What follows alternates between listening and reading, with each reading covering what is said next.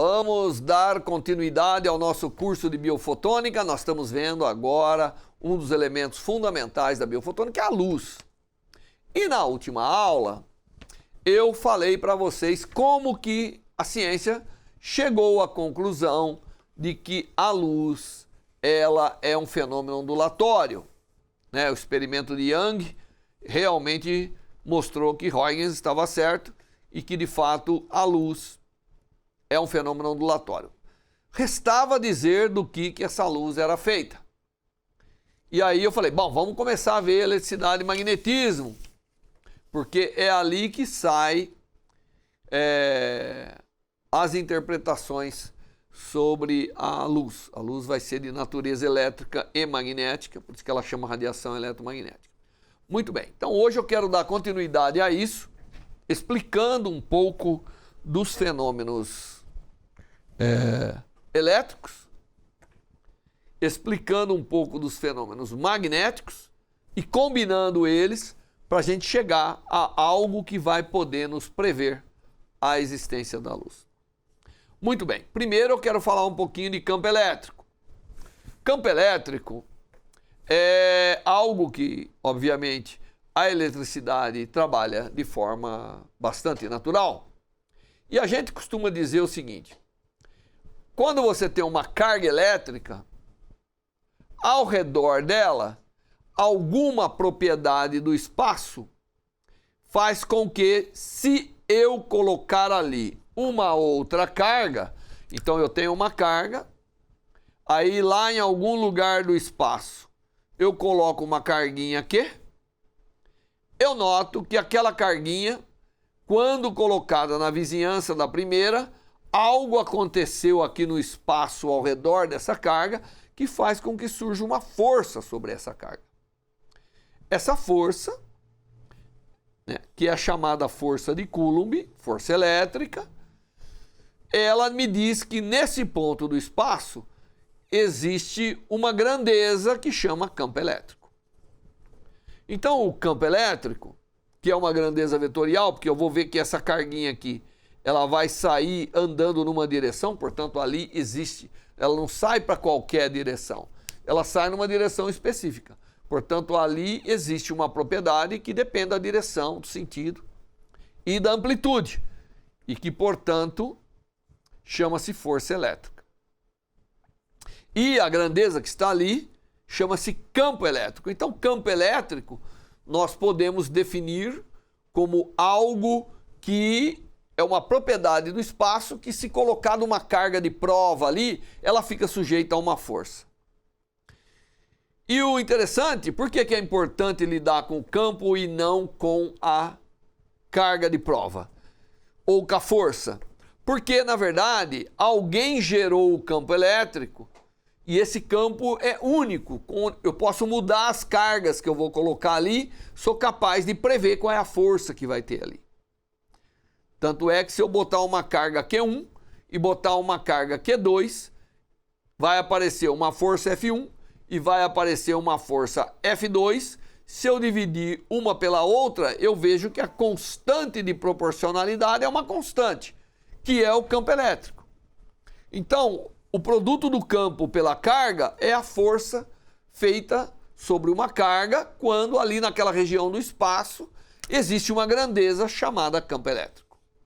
Então, campo elétrico para a gente, né, é algo que está associado com o espaço, aonde uma carga fica sujeita a uma força. Agora, quem gerou o campo elétrico foi outra carga. Eu posso nem estar vendo essa outra carga, ela pode estar do lado de lá da porta, mas eu sei que alguém está gerando o campo elétrico. E o que Coulomb, Gauss e muita gente fez foi tentar equacionar para ver quais são as características. Se eu conhecer como que é a carga, como eu sou capaz de obter a propriedade do espaço chamado campo elétrico. E o Coulomb diz que tem uma carga aqui e outra aqui, dada uma distância entre elas, vai aparecer uma força, que a força é proporcional a 1 sobre a distância ao quadrado e ao produto das cargas. É isso que Coulomb diz. Tá certo? Mas o Coulomb pega e tira uma das cargas, se ele mantiver essa carga Q maiúsculo, que é a geradora da propriedade no espaço, que eu chamo de campo elétrico, a outra é só uma carga de prova. E o que é importante é que aqui exista um campo elétrico. Mesmo que não exista essa carga de prova aqui, na região toda existe uma propriedade que é o campo elétrico. Tá certo? E como esse campo elétrico vai estar distribuído, tudo isso, depende muito de como essa carga está distribuída. Tá certo?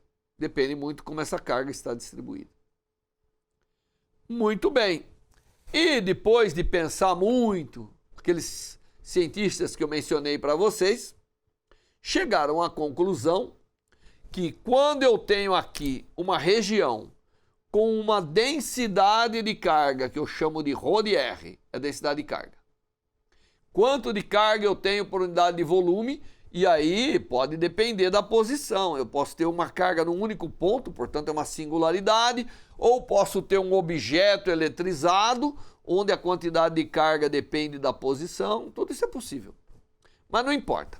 Dado que eu tenho uma certa carga aqui, eu posso dizer que o campo produzido na redondeza dessa carga tem uma variação espacial, e para isso a gente usa esse símbolo, que é a derivada, a sequência da derivada. Isso aqui é chamado de divergente. E nada mais é do que a soma das derivadas x com a componente x do campo, y com a componente... É como que as componentes do campo estão variando, é isso que significa esse delta invertido. E a equação que eu obtenho, que também às vezes é chamada equação de Poisson, ela me diz que a variação espacial desse campo depende da distribuição de carga. Essa equação, ela é extremamente importante, porque ela me fala o seguinte: são cargas que geram campo elétrico. Então, as fontes de campo elétrico são cargas. Toda vez que eu tiver uma região do espaço que tiver carga, ela gera um campo ao redor, ela é fonte de campo elétrico. E mais do que isso, essa equação aqui está me dizendo que o campo elétrico está emergindo da carga, ele está, de alguma maneira, divergindo da carga e indo para todo o espaço. Da mesma maneira que eu desenhei aqui nesse cartãozinho. Essa equação, que nós não vamos elaborar muito sobre ela, ela diz que cargas elétricas são fontes de campo elétrico, e mais do que isso, a propriedade do campo elétrico no espaço, ela obedece uma equação, de tal maneira que a variação espacial, quão rapidamente as componentes do campo variam à medida que eu me afasto da carga, vai depender de como é essa densidade de carga. Isso é interessante, não é? Então, para ter campo elétrico, segundo a eletricidade de Gauss e Coulomb, eu preciso ter carga. Essa é uma conclusão dessa equação. E aí, o Gauss foi capaz de expressar isso de outra maneira, porque eu vou converter essas variações temporais no que a gente chama de uma integral de superfície. Então eu imagino uma superfície S ao redor, né, como se fosse uma bexiga ao redor dessa carga, e se eu olhar qual é o campo elétrico em cada ponto, nesses pontos onde o campo ao longo da superfície, somar todos eles vezes um elemento de área, a componente normal, e somar tudo, me dá a carga que está no interior. Essa é chamada lei de Gauss da eletricidade.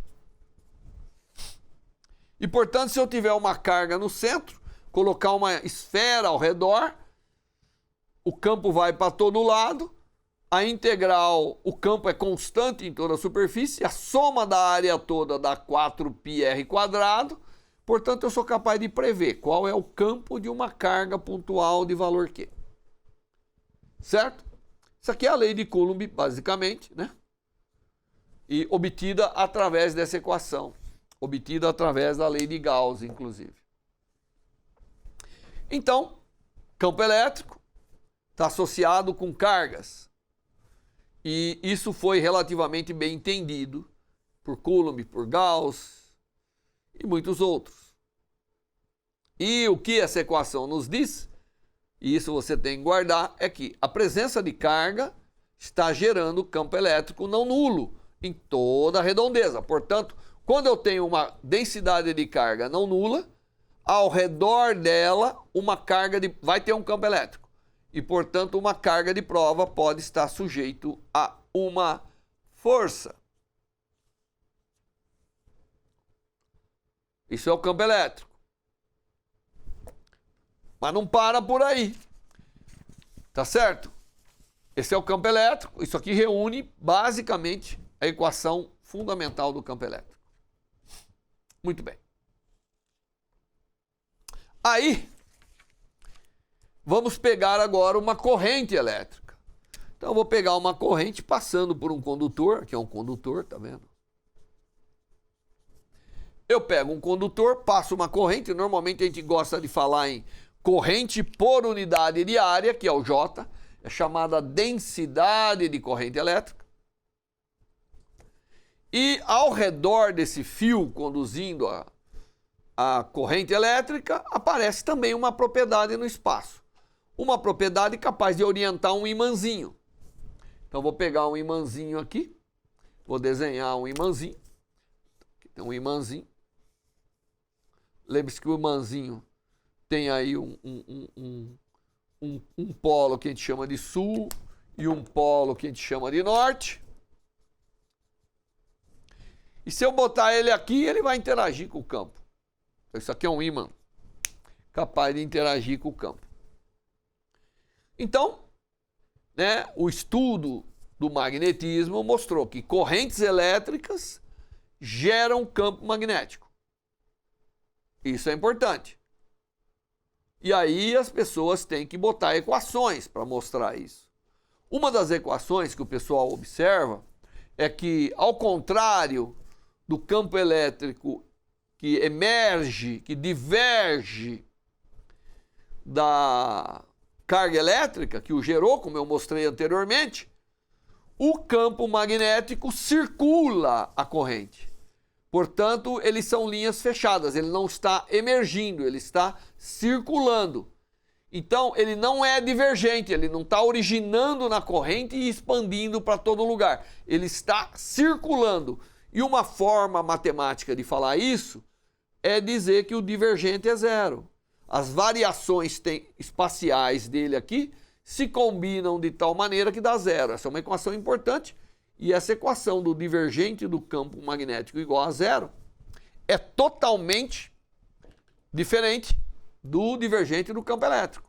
Porque o campo elétrico, de fato, diverge daquilo que está originando o campo, que é a carga. O campo magnético circula as suas fontes de campo. Quem está gerando o campo magnético, que são cargas em movimento, circulam. E essa equação, formulada a partir de princípios importantes, mostram que o campo ele é não divergente. Ele circula, ele não diverge das fontes. Mas ainda precisa uma equação capaz de mostrar aonde estão as fontes de campo, que é a corrente elétrica. Daí vem o nosso querido Ampère. O Ampère mostra que se eu pegar um caminho ao redor de uma corrente e somar o campo vezes o elemento de caminho em todo o entorno da corrente, isso vai ser proporcional à fonte que é a corrente. E isso é chamado lei de Ampère, e equivalentemente à lei que a gente viu anteriormente, mostrando que o divergente do campo era proporcional à densidade de carga, aqui a integral do campo, que a gente chama integral de caminho, é proporcional à corrente. Mostrando que isso aqui é uma característica do campo magnético,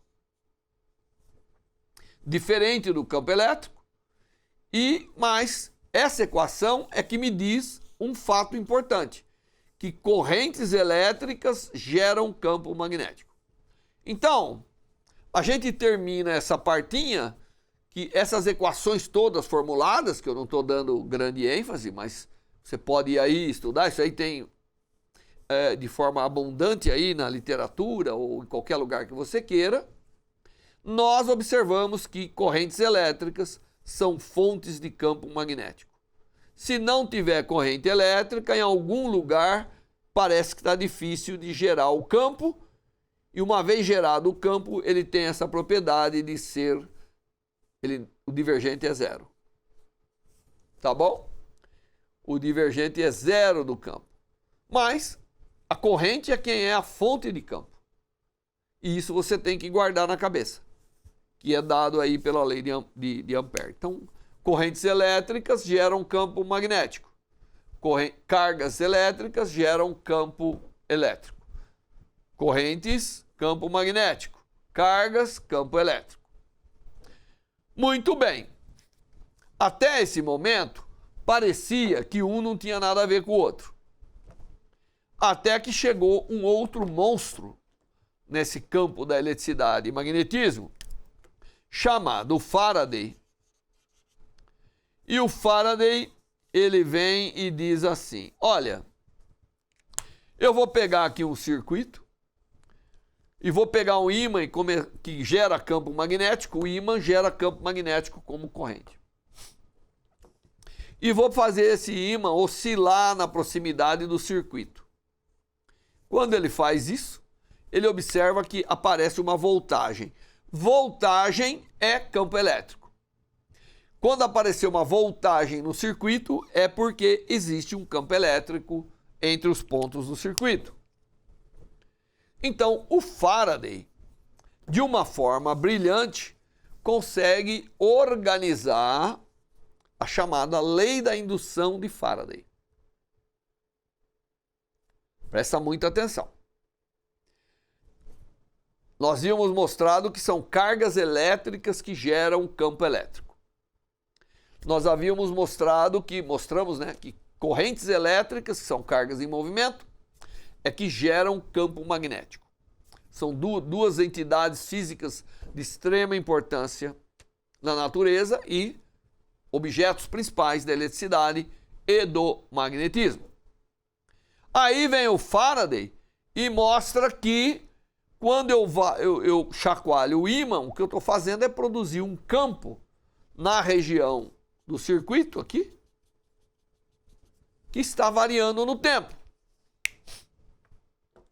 E este campo variando no tempo gera campo magnético variando no tempo, porque quando eu aproximo ele é maior, quando eu afasto ele é menor. Então, fazendo esse movimento de vai e vem, eu faço o campo aqui ser maior ou menor, maior ou menor. Ou se eu só aproximar, ele vai ser cada vez maior. E o Faraday é capaz de demonstrar que variação temporal do campo magnético gera também campo elétrico. Pô, mas então, peraí, não é só carga elétrica que gera campo elétrico. Campo magnético variando no tempo está gerando campo elétrico. Se eu tiver um campo cuja amplitude varia no tempo, ele é capaz de gerar um campo elétrico. Aí começa a mudar as coisas. Aí começa a haver uma conexão entre eletricidade e magnetismo, concorda? Até agora todo mundo era separado, o que é elétrico aqui, o que é magnético aqui. Vem Faraday e fala, ó, um tem tudo a ver com o outro. Um tem tudo a ver com o outro. Muito bem. Então, essa chamada lei de indução de Faraday. O que acontece é que,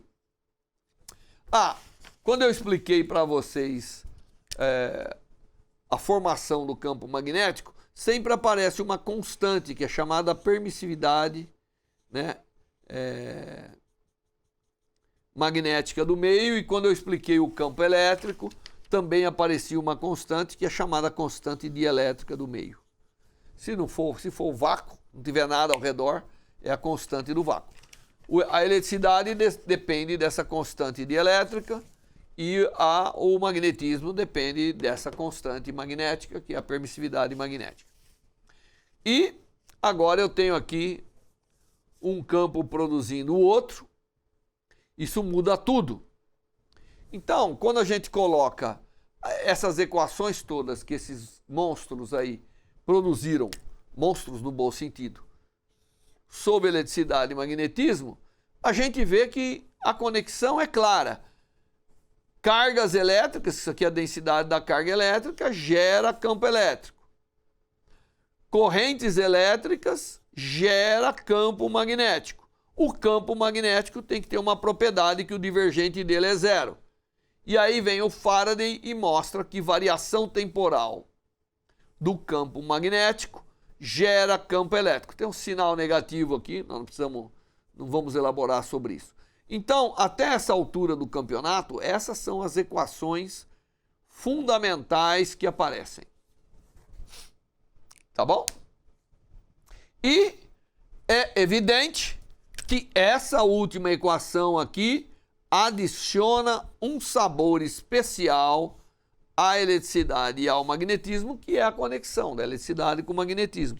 Até então, eles eram separados. Agora, há uma conexão. Tá bom? E eu não estou dando aqui um curso de eletromagnetismo. Obviamente, eu estou mostrando para vocês os argumentos para chegar onde eu quero. E até aqui a luz não apareceu, óbvio. Mas mediram lá a velocidade da luz. Eu já falei para vocês que o Galileu mediu, falou que a velocidade é finita. E o Foucault mede lá, bota um espelho girando e consegue medir a velocidade da luz.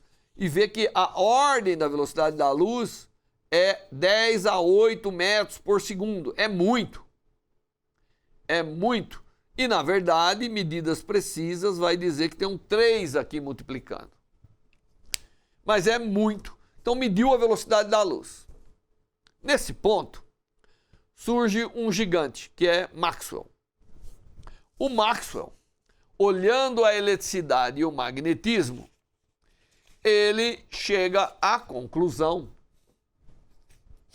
importante de que está faltando algo naquilo que eu havia dito, que são as equações fundamentais que estão descrevendo a eletricidade e o magnetismo. O Maxwell chega e fala, está faltando aí uma equação. Você disse, o que nós tínhamos até então é que essa variação espacial, que é chamada rotacional, do campo magnético, está indicando que depende da existência de corrente elétrica. Essa aqui é outra maneira de escrever essa equação aqui, que é a lei de Ampère, tá bom? Como não precisamos estar em grandes detalhes, o que você tem que tirar daqui é que a variação temporal na forma espacial, na forma do rotacional do campo, depende da corrente elétrica. Até agora não tinha nada aqui. Maxwell olha para isso e fala, é gozado, né? Variação de campo magnético gera campo elétrico. Mas aqui, variação de campo elétrico não está gerando magnético. Só corrente elétrica é capaz de gerar campo magnético. O Maxwell, fazendo uma análise muito interessante de capacitores e tudo isso, chega à conclusão que está faltando um termo. Termo extra adicionado pelo Maxwell que vai mudar a vida de todo mundo. O Maxwell diz o seguinte, está faltando nessa equação esse termo. É um termo extra. A lei de Ampère está precisando ser reformulada. É necessário adicionar o produto da permissividade magnética e da constante dielétrica vezes a variação temporal do campo elétrico. Essa equação está dizendo para a gente o seguinte, campo magnético pode ser feito pela variação, pode ser gerado pela corrente elétrica, como era conhecido, mas também pela variação temporal do campo elétrico. É isso que está dizendo essas equações. Tá bom? Essas equações em conjunto muda agora. Então, o que temos é um conjunto de equações que aparentemente mostra que, vai pensando, vai seguindo, ela mostra que campo elétrico é gerado por carga, campo magnético é gerado por corrente, mas além disso, o campo magnético tem uma propriedade de ser circular, está circulando a corrente, portanto seu divergente é zero, e o campo elétrico também pode ser gerado pela variação temporal do campo magnético. E o campo magnético também, não é só corrente elétrica que gera campo magnético, também variação temporal do campo elétrico gera campo magnético. Bom, isso é importante. Aquelas equações que até aquele ponto pareciam responder todas as perguntas de eletricidade e magnetismo, não mais respondiam. Agora são essas. E devido à contribuição de Maxwell, essas equações são chamadas equações de Maxwell. O que elas dizem então? Só para revisar um pouquinho. Elas dizem que a variação espacial do campo elétrico, ela está associada com a existência de carga. Portanto, carga é de alguma maneira, a origem do campo elétrico. Ela diz também que corrente está gerando campo magnético. E que o campo magnético tem uma propriedade especial. E também diz agora algo que vai ser fundamental do ponto de vista da luz. Ela diz que essas duas equações aqui, elas adicionam um termo extra. E ela diz o seguinte: a variação temporal do campo elétrico pode variar campo magnético e a variação temporal do campo magnético pode variar campo elétrico. E essas equações parecem que agora descrevem por completo tudo que vai ter ao redor e são chamadas equações de Maxwell. É isso que nós temos que saber, tá bom? Eu não vou fazer detalhes da matemática, mas você vê que a coisa foi sendo construída para mostrar que esse conjunto agora descreve totalmente fenômenos elétricos e magnéticos e uma forte conexão entre eles. Tem uma forte conexão entre eles. Está aqui o conjunto de equações. Olhando para essas equações, o Maxwell fala o seguinte: o que acontece se eu tirar as cargas do espaço? E se eu tirar as correntes do espaço? Eu tenho um conjunto de equação, como você pode ver, que é divergente de E igual a zero, porque não vai ter carga. Divergente de B igual a zero, porque é a natureza do campo magnético. Rotacional, que a gente chama, que é uma variação espacial feita de forma especial do campo elétrico, é a variação temporal do campo magnético. E o rotacional do campo magnético é a variação temporal do campo elétrico. Lembre-se, eu tirei esse termo e tirei esse termo. Essas são as equações que a gente tem. Olha para isso, parece que campo elétrico e magnético vira a mesma coisa. Não vira? Os dois têm divergente zero, porque não tem mais carga no espaço. E os dois estão relacionados pela variação temporal um do outro. Que fenômeno físico a eletricidade e o magnetismo está nos reservando, mostrando que é possível sim ter campo elétrico e magnético aonde não tem carga e nem corrente. Faço isso igual a zero. Faço isso igual a zero. E acabo tendo equações que dizem que os campos não são exatamente zero. Ou seja, é possível ter um tipo de eletricidade e é possível ter um tipo de magnetismo mesmo na ausência de cargas e de correntes. Bom, o Maxwell olhando isso, tá certo? Que aqui matematicamente está sendo representado por isso. Esse é um espaço livre de cargas e correntes. Ele pega aquelas equações combina uma com a outra, porque você pode pegar uma, botar dentro da outra e vice-versa, e obtém um conjunto de equações que é extremamente interessante. As equações preveem que pode existir um fenômeno físico onde o campo elétrico obedece uma equação desse tipo, o campo magnético conjuntamente obedece uma equação desse tipo, relacionando variações espaciais do campo com variações temporais do mesmo campo. Quando Maxwell descobre essa equação, que é possível ter fenômenos físicos, onde a segunda derivada do campo espacial é proporcional à segunda derivada do campo temporal, tanto para o campo magnético quanto para o campo elétrico, ele fala, e como é esse fenômeno? Aí ele vai lá e lembra de equações de ondas. E quando você tem uma onda de qualquer natureza, ela obedece uma equação parecida com essas. A segunda derivada espacial da grandeza, ela é proporcional à segunda derivada temporal da grandeza, e o termo de proporcionalidade é a velocidade de propagação dessa onda. 1 sobre a velocidade ao quadrado, aliás. Nesse caso, se isso aqui for uma onda, a velocidade deve ser 1 sobre a velocidade ao quadrado, tem que ser esse termo que aparece aqui na frente, que é o produto da característica magnética e da característica elétrica do meio. Então, só inverter, você vai ver que a velocidade da onda que eu estou falando, ela deve se propagar com algo que depende dessas características elétricas e magnéticas do meio. E aí Maxwell pega e fala, pô, eu sei o valor dessas constantes.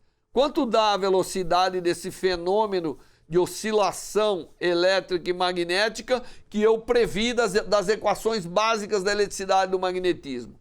E ele obtém a velocidade da luz. Curiosamente,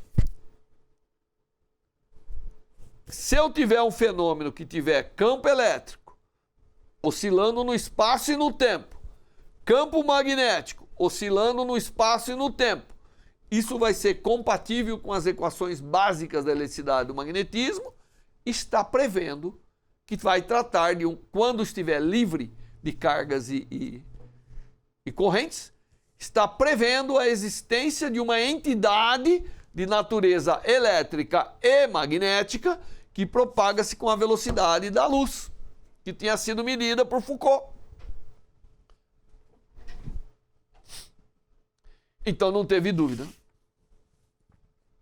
O que Maxwell acabava de descobrir é que a entidade que as equações básicas da eletricidade e do magnetismo estão prevendo é uma onda de natureza elétrica e magnética simultaneamente e que se propaga com a velocidade da luz. Portanto, o que Maxwell propõe é que a luz presente na natureza de várias formas ou produzida pelo homem nada mais é do que uma combinação dos fenômenos elétricos e magnéticos, gerando uma onda que oscila no espaço. Então aqui é como função, aqui seria a amplitude do campo elétrico, e aqui seria no outro eixo a amplitude do campo magnético, tá vendo? Que são perpendiculares e que se propagam oscilando no tempo e no espaço. E as equações básicas do eletromagnetismo é capaz de sustentar a existência dessa onda. É capaz de sustentar a existência de uma onda de natureza elétrica e magnética que se propaga e que, por acaso, caminha com a velocidade da luz. Então, Maxwell obviamente diz, essa deve ser a luz. E a luz, então, é de natureza eletromagnética. Bom, resta provar que isso é verdadeiro. E de fato isso vai ser provado que é verdadeiro com muitos experimentos envolvendo luz, envolvendo cargas, envolvendo um monte de coisa. O pessoal conclui exatamente que a luz nada mais é do que campos elétricos e magnéticos se propagando. E uma vez que eles estão variando no tempo e no espaço, não precisa mais carga, não precisa mais nada. Eles se sustentam e se propagam. Nasce aqui a onda eletromagnética. Então acaba de nascer a luz. É por isso que você vê nas camisetas as 4 equações e aí diz, faça-se a luz. Porque de fato essas equações permitem prever a existência de um fenômeno natural que se propaga no espaço livre ou na presença de determinados materiais, não importa, propaga no vácuo, propaga no meio, propaga em qualquer lugar, que é de natureza elétrica e magnética e que anda com a velocidade da luz. E como eu disse, em seguida se faz uma série de experimentos para provar que, de fato, a luz tem essa natureza elétrica e magnética e, portanto, passa a ser chamada de radiação eletromagnética. Então, a luz nada mais é do que uma onda que tem campos elétricos e magnéticos oscilando no tempo e no espaço, se propagando com a velocidade c, que é a velocidade da luz, que é, no vácuo, 3 vezes 10 a 8 metros por segundo ao quadrado. Bom, nós temos então a onda eletromagnética prevista, combinando a eletricidade. Ela primeiro foi prevista, depois vai lá no laboratório e verifica se de fato a luz tem natureza elétrica e magnética. Bom, nesse ponto, agora eu tenho que caracterizar a luz, mas você já começa a entender o porquê que a luz interage tão fortemente com a matéria. Porque ela é de natureza igual à da matéria. A matéria é de natureza elétrica e magnética, pelos elétrons, pelos spins, pelos prótons, tudo isso. É carga, é magnetismo. E a luz é campo eletromagnético, que como você viu no traçado que eu fiz da história dessa descoberta, interage fortemente com essas coisas. Bom, então nessa aula nós montamos, como Maxwell fez, a onda eletromagnética. Agora nós temos que caracterizá-la e explorá-la um pouco melhor para poder, de alguma maneira, fazer uso dela. E isso eu vou na próxima aula. Até a próxima aula.